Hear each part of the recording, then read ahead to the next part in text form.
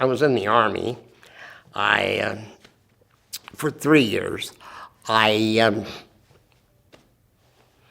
suffer from PTSD and depression. As a Marine, that's just something that I didn't feel comfortable doing.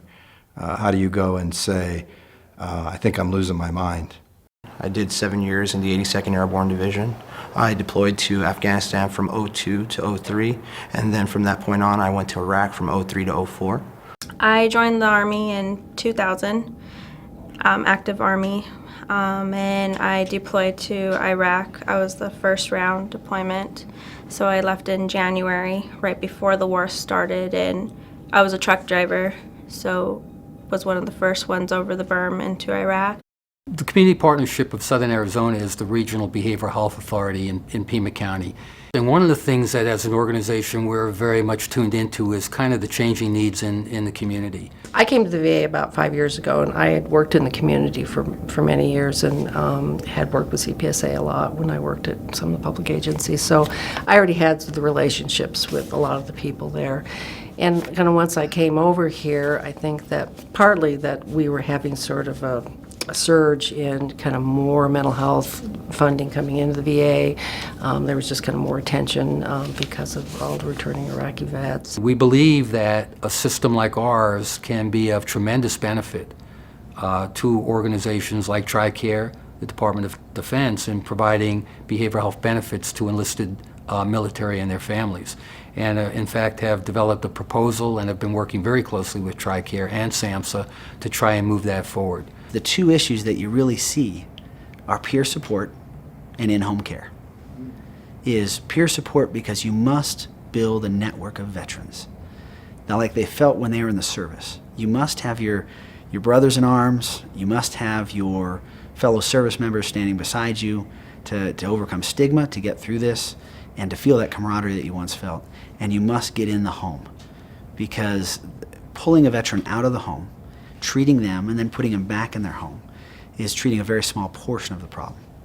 We recognize that consumers in our system often would really be able to provide support to their peers, yet there really wasn't a mechanism to do that. We decided to start a Recovery Support Institute to train and certify persons who had been through treatment in our system that then could come out as certified recovery support specialists and work at our providers and provide services.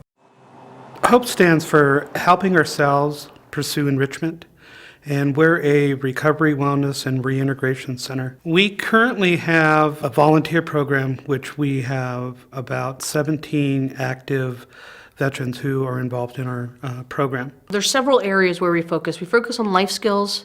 We focus on behavioral health prevention and promotion. We focus on health and wellness, and we focus on pre-vocational support, all in a peer support model, and all with the idea that these will increase overall socialization and reintegration back into, what might be considered normal society. So, once a Marine, you're Always. exactly right. Creating that environment of trust, when I was in the service, I was a squad leader and a team leader at a time. And the one thing I could always do is sit down with my group, with my team, with my squad, take a knee and say, okay, what are the issues going on that we need to address in order for us to, carry on? It's very similar to that, but we're dealing with emotional issues.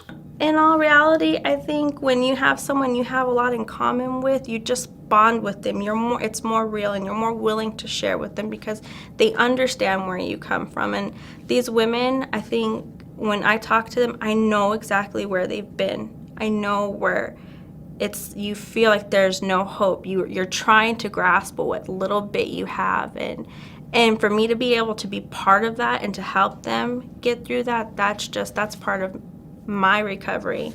It's a community of people that are all striving for recovery, to do better.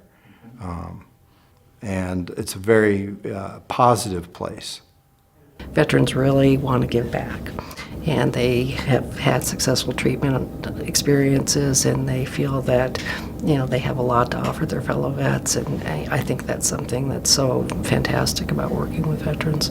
Well, I had an individual come up to me, matter of fact, yesterday, and said, "I'm glad you're here. You understand what I'm saying." Nobody else seems to take the time to listen to me completely. They pretend, they act like they're listening, but they don't. But here, everybody is concerned about my welfare. I find this very gratifying, that you don't find that very often. I didn't know them before, but from just looking at them on the first day and watching what they do now, I can see my impact. And what I really didn't expect is I'm probably about 1.5 inches taller now because I don't slump. I have a place. I'm making progress. I'm helping others. And it changed my life. And every day I work, I get home and I feel better than I did when I went there. I'm gonna have to be twins soon just to hold it all.